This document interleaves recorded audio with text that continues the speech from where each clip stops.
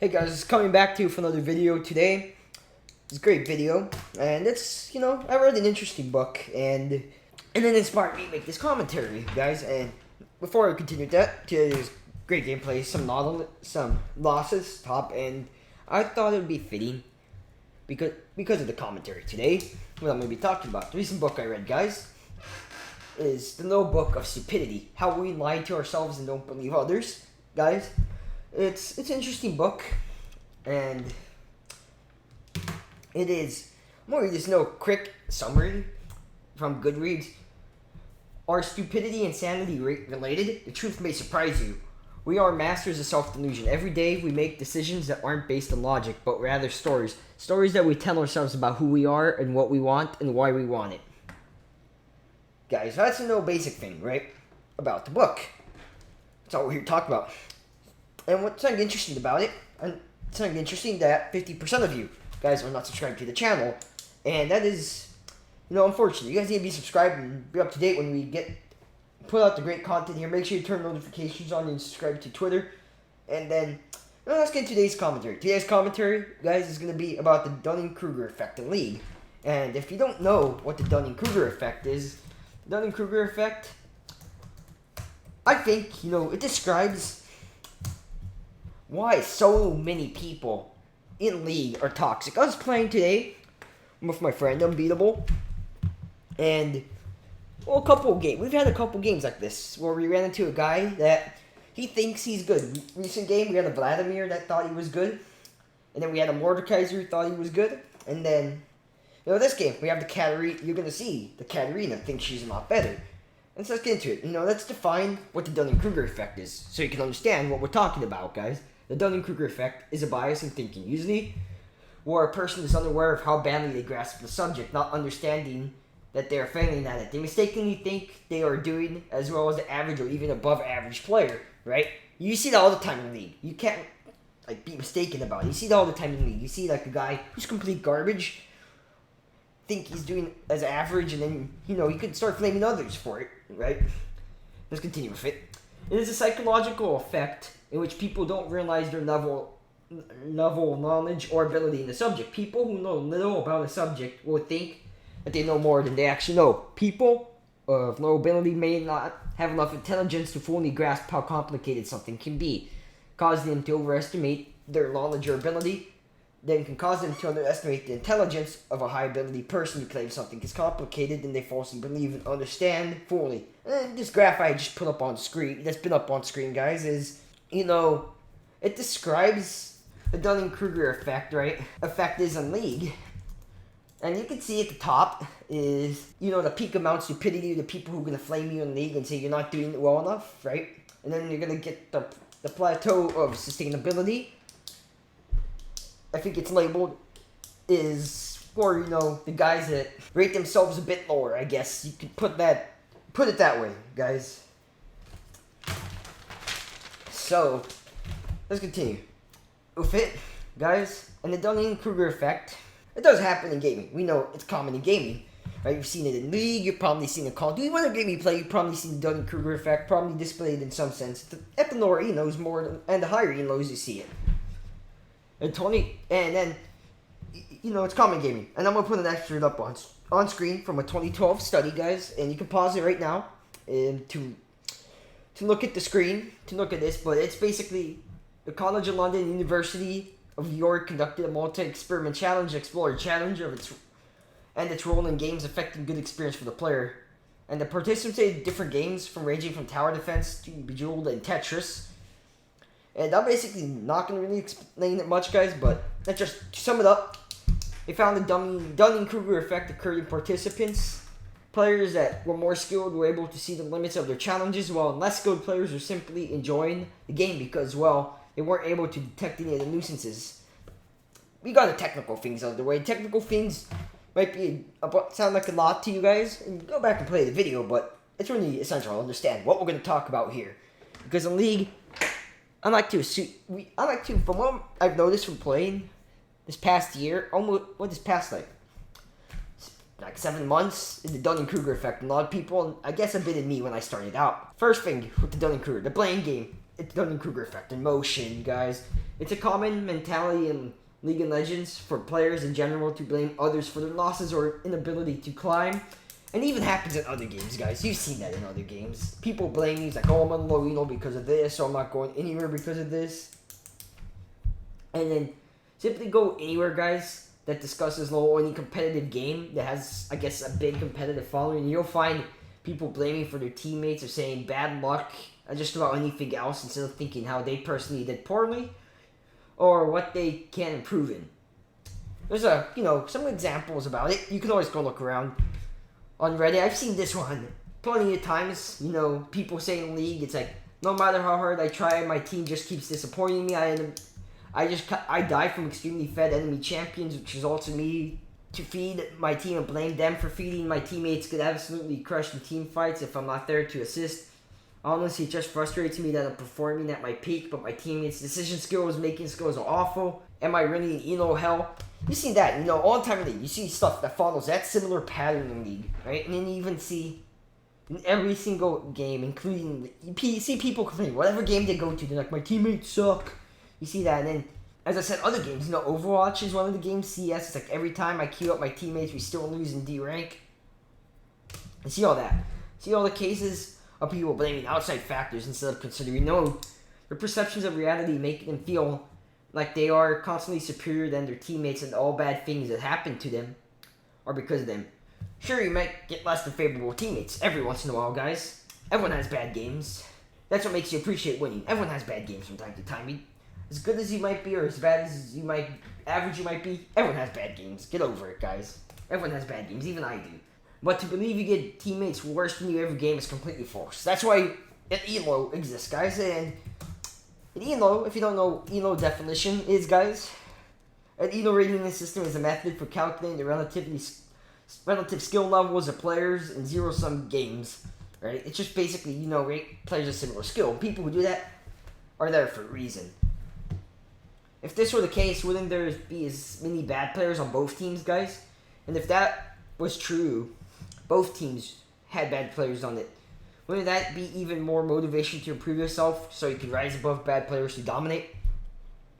Guys, this mentality also leads to players to feel frustrated, increasingly more tilted and toxic. Instead of thinking of its possible holes in the game, which can be worked on, they blame all for their losses on their teammates. And then, with this line of thought, it's incredibly hard to improve because your state of mind is always in a bad place, guys. Mentality, really important here. You make sure you're in a good mental spot, never be blaming your teammates. Probably, 75% of the time, I know I mentioned this in a previous video, it's probably your fault. I'm a bit tired, guys. I signed up for summer classes, which was a mistake. Writing class is not fun, but I'm a bit tired about it. But let's get through this commentary, guys. Instead of thinking of possible holes, they try and blame others. With this line of thought, it's incredibly hard to improve because you're in a bad state. If you're tilted, your decision making will be clouded consistently or will be affected. I made a video about tilting, guys. I'll put that down in the description so you can go look at it. Reading off my script that I wrote, guys. I always write a script for my videos because back when I did Call of Duty stuff, none of that stuff's really on the channel. My early YouTube videos, and I'm reading off a script, which I don't like doing, but my commentary sounds a lot better if I read off a script that I write ahead of time, guys. And you don't get me wrong, guys. By no way means do I want you to blame yourself when you lose or play with the confidence thinking you're one of the best people in your match or your team ultimately. What I ultimately want you to do is be able to recognize when things are in your control and when they aren't. Like when something that's out of your control is a teammate in team bot side or running it down top side and you're not in that position to help them, right? Or maybe something in your control is a support where your ADC keeps getting ran down. Those are two things, right? I mean, are you capable of really understanding the full context of the situation? How can you play perfectly if you don't know what that would even look like? If you're below Masters or even whatever, you're below with, guys, that you're below, I can give you some tips on improving with this, guys. It's been no longer a commentary, but the Dunning-Kruger effect is a pretty in-depth subject, guys. In the book I read, there's several things you can go out and read or look at books about it, just for the basis of it. But in League, there's some things you can do to improve, to make sure you're not, to avoid being stuck in the Dunning-Kruger effect of being at being the peak of Mount Stupid, well, I'm going to call it, because, there's no nice way of recruiting it.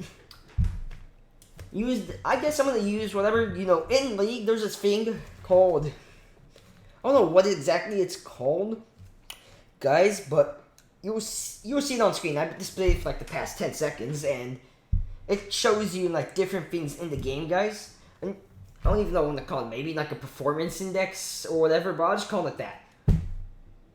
And one of the original things you can do off it, guys, is look at the numbers and realize where you need to work on. For things like, as not on this, as you probably saw, there's some things I need to work on.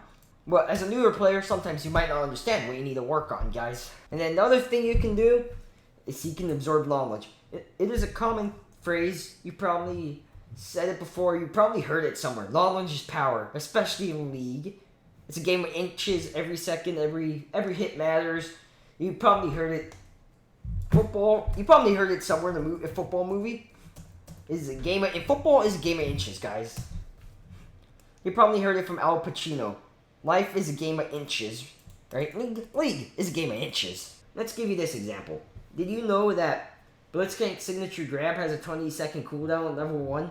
Well, a World Varus player will abuse this window for near the full duration and look to gain an advantage. The player who hasn't faced Blitz much before and hasn't done their research may think the CD is much shorter and thus may give Blitz a few extra crucial seconds of time to do as he pleases, right? And occasionally, I had a game the other day. I was playing Nautilus. I was playing against the Nautilus, and I am, kind of a Nautilus support main. And I know his cooldown, so I look to abuse things, right? That's one of the big things you have to know. Of champions, know what the cooldowns and potentials to abuse. Maybe Yas, knowing his cooldown, his wind wall, Vel'Koz, and his knockup.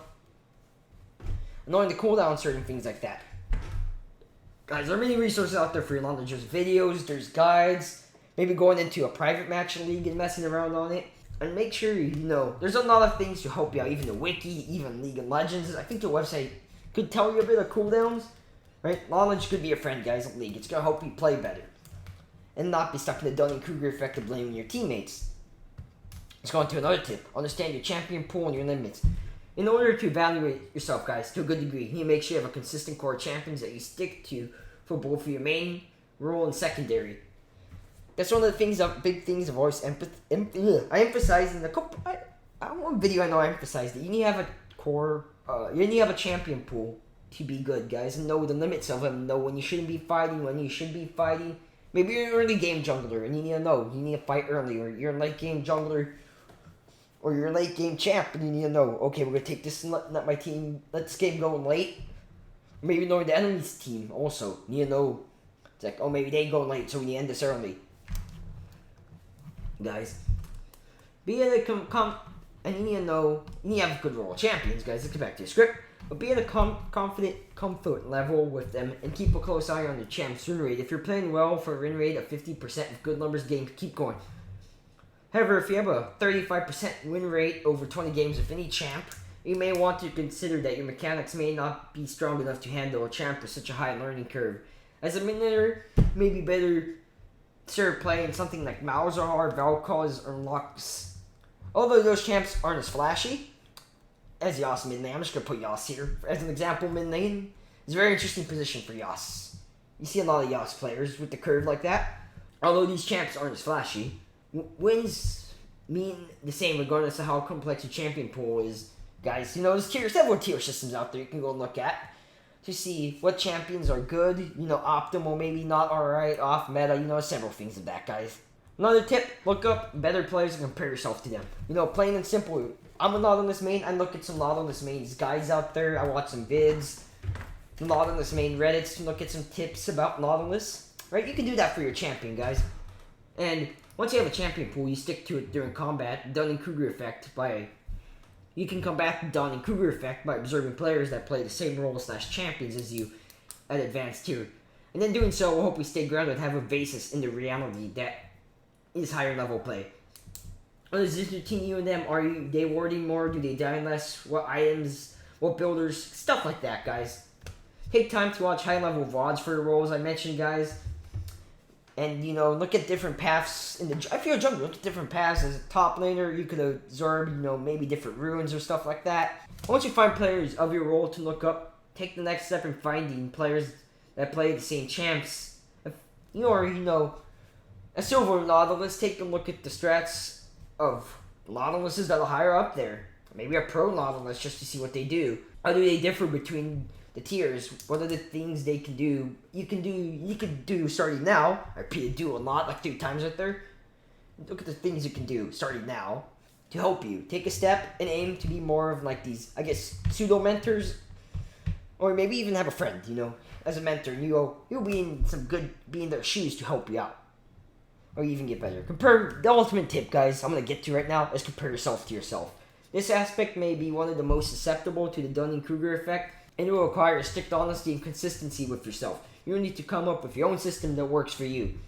But in a nutshell, you want to be able to keep track of if you're truly improving over time. If you're doing well, keep at it. If you're struggling, consider to isolate different factors that may contribute to it. How did your win rate change per week? Did you have a rough week at school? Did it affect your play? Or you have a rough week in life? Or some stuff not going well? Keep note of that, guys. Maybe take a break to get back to doing good. Set achievable goals and stick to them. Are you dying 6 times a game on average, guys? Watch your replays and look at where you're messing up to narrow it down a bit, guys. Come up with a game plan to stay alive and stick to it, guys. That's one of the things you can do, guys. And I guess the last tip I've been emphasizing throughout all these things is just keep a healthy mentality, guys. I've mentioned mentality in so many videos, but a consistent mentality as you'll always be willing to stick it out, guys.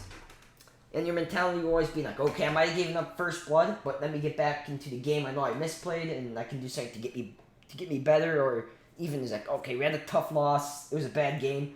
The day I had a game got stomped. That was, trying out my support pool. Playing some other champs that don't play in it, like Nami.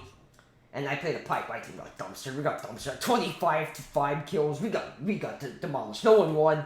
And, a good mentality keeper is like, yeah, we just got demolished. Let's go on to the next game. Or we even lost a close game. It's like, yeah, we lost this really close game. Whatever, It's just a game. Mentality is important, guys. As always, guys, if you enjoyed the video, make sure you subscribe to the channel. Make sure you turn notifications on. Follow the social media down in the description. And stay up to date with the great content we have here. As always, guys, make sure you stay on the grind. Peace, and stay safe out there.